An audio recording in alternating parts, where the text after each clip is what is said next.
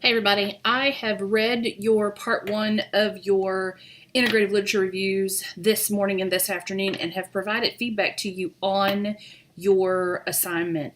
Please be careful to look for highlights, anything in yellow, look for comments, and then look in the rubric. Almost everything I've put has been highlighted with detailed notes to give you some guidelines.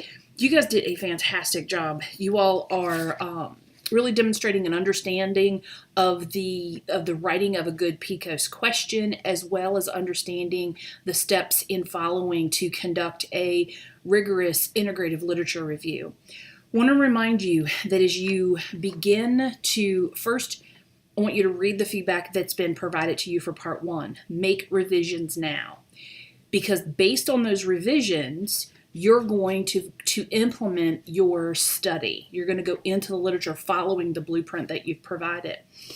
Many of you were given feedback that you needed to be more detailed, or you needed to be more precise about what you were looking for. The idea is to create a research plan using the PCOS model that can be replicated by following the steps that you have put in place.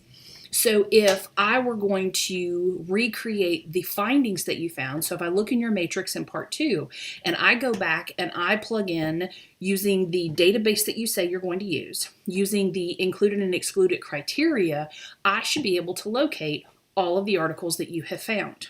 That process needs to be able to be replicated to honor the expectation that this is a rigorous and thorough process. It's not okay for you to give generalized ideas of, well, these are examples of what I'll use, or this is something like what I'm looking for, because that I can't replicate it. It can't be replicated. So the idea is to create a blueprint for you to follow, which is why you've got to make revisions to part one. I don't need to see your revisions for part one unless I specifically said, I need you to revise this and resubmit. Otherwise, you're going to do that for your own benefit, because what's going to happen is during part three, you're going to come back to part one and you're going to tuck part three right in after that and pick up where you left off to complete your 15-page paper. So if part one is already done, your blueprint is clear, you've implemented that in your matrix, and your matrix results in scholarly findings with at least 15 articles that you can use. Those 15 articles are going to be done, you're going to complete an analysis for part three using those. So, fix part one now. If you have questions or concerns, please touch base. Use the Ask the Professor link for general things, but send me personal emails, anything that's specific to you that you don't think would be duplicated or of interest to other students. Okay, let me check my notes. Attached to this video, I'm going to send you two tools. One, your classmate, Carrie, found the Prisma flow diagram. It's a great tool. I had forgotten that it was out there, but helps you kind of script how you drill down throughout your search, and it lets you keep up with what you found and where you found it and the numbers of articles you found, to give a demonstration of how you weeded out your articles. It's a tool. You don't have to use it. It's just an interesting way to look at it. Plus, you could screenshot it and use it on your poster if it was relevant and you found it useful. So I appreciate Carrie reminding me that the tool was out there. The other thing I'm going to send you is a link. I think it's Purdue OWL that addresses the use and format of headings. It is important for you to understand the correct format for headings and that you implement them correctly. Part three, when you're done, when you complete the whole paper, you're going to use level 1, level 2, level 3, and maybe level 4 headings, but at least 1 through 3 are going to be used, maybe level 4, depending on how granular you get in your data. But I want you to be sure that you understand how to use those correctly. The other thing to think about, when you think about your study selection, as you go through your filters, that's going to give you your articles that most closely align with your PCOS question. Once you get to them, let's say you get down to about 50. You're going to go through a PQRS model in varying forms of sorting through that. So the P stands for preview. You're going to preview the article. Normally you use that with the abstract.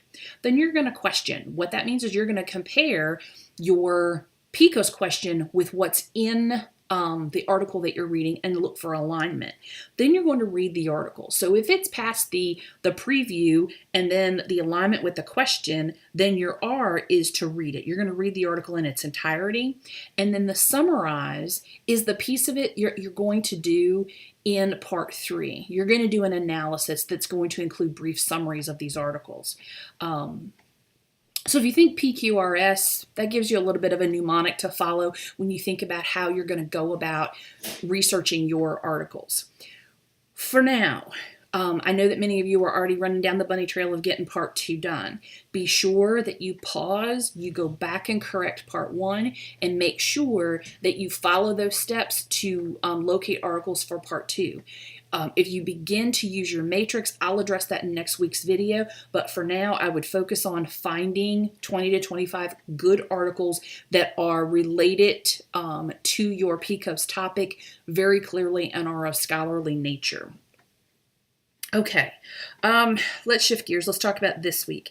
You've got your practicum log for this course, your first one. You know, just like every other course, you've had 3. Before you start on your practicum log, go back into 619 and make sure that you read the feedback that's been provided, and if there have been any gaps in your practicum logs, that you address those in 620 in your first log so that you have full success. It's been my experience that by the time you get to 620, you guys are rock stars at this, and you bang them out really well. You know that everything needs to connect, so I don't feel a need to pinpoint all of those little details for you. If you've had issues, please touch base. I'm happy to talk with you about it and look at prior feedback and see if we can get you on the right track. The other thing you want to make sure you're doing, go into your time log. Make sure that you have at least 150 hours and that you have a plan to finish out the other 50 hours that you are missing, and that you have a plan with this. If you're in an academic setting, you're going to run out of road really quickly because a lot of programs will finish in that first part of May. So make sure you have a plan in place for accomplishing the hours. Make sure your time log's correct, that when you look under the duration column, that all of your hours are rolled up into that column correctly. That's where I'm going to look to make sure that you have almost all of your hours. When you write your log, make sure that the dates that you put in your time log match your practicum log. So if you're going to write about 2 days on your log, make sure that those are the only 2 days that are in your time log so that they match. Otherwise, if I go under 620 and I see that you've added 4 days but only written about 2, I'm not going to know why 2 other days are missing. So just make sure that they're matching. Some people work ahead in their hours, but then only write about a day or 2. That just causes confusion if you log it and then don't write about it. So just make sure your time log and your practicum log dates and times align. Lastly, you want to begin to think about your final submission for your portfolio. One of those required artifacts is a copy of your original goals and objectives with dates of each goal and each objective's completion. So while you're in there, print off that goals and objective and go back through prior logs and jot down dates that you said you have accomplished things. This will make sure that if you have not met goals, that you are intentional over the next couple of weeks of wrapping up all of those goals and objectives that have not been met, so that that submission for part 3 is going to be successful in your portfolio. So just know that that's out there swirling in the next couple of weeks. Okay. Talked about your practicum log. Let's talk briefly about your portfolio. Clean up part 1. If you were given feedback, I'm going to start at the beginning and go back through before I look at part 2. So address corrections that need to be done in part 1 based on feedback that you've been provided. Part 2, you're going to develop professional goals for year 1, 5, and 10. Normally we want to see, I think your instructions say 2 goals. Actually, I'm not sure what it says. Until it's been a day. Hang on.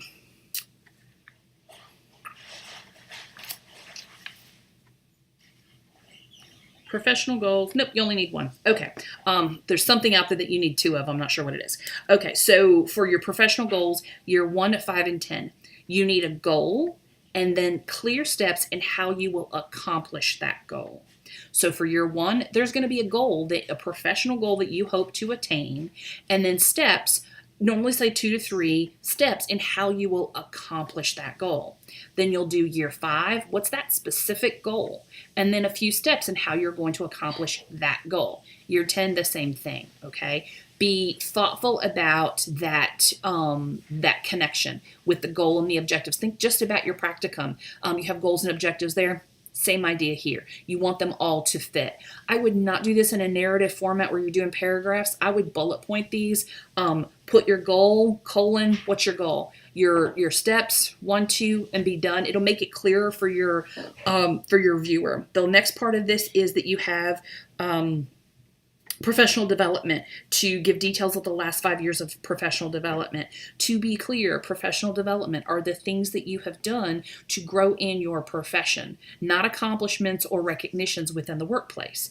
Think about things that you have accomplished continuing education units for, or credit for, things that are part of annual requirements that you have done, certifications, licensing, those types of things.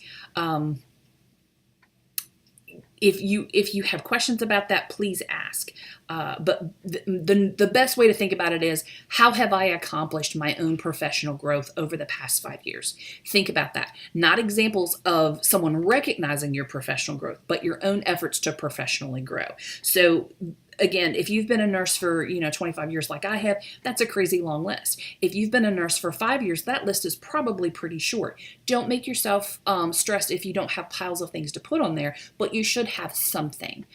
Add the date, the year is fine of when it was accomplished. If you happen to know if it carried credit or continuing education units, you can put that there. That's not required. The idea is you want to demonstrate the person that's viewing your portfolio that you're growing, that you're doing things intentionally to maintain your professional expertise in that area. Okay, I think that is it. If you have questions or concerns, if anything is swirling out there, especially after reading the feedback from part 1, please touch base. You do not have to figure this out on your own. Remember, I told you a couple of weeks ago, part of this integrative literature review is learning something new about a topic.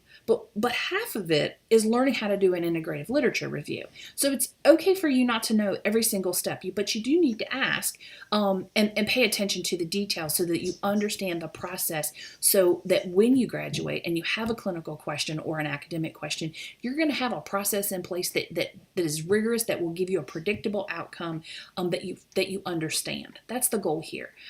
So know that I'm here. Use your resources, ask good questions, and be timely about your questions. I hope you guys are having a great week. I will look forward to hearing from you. Take care.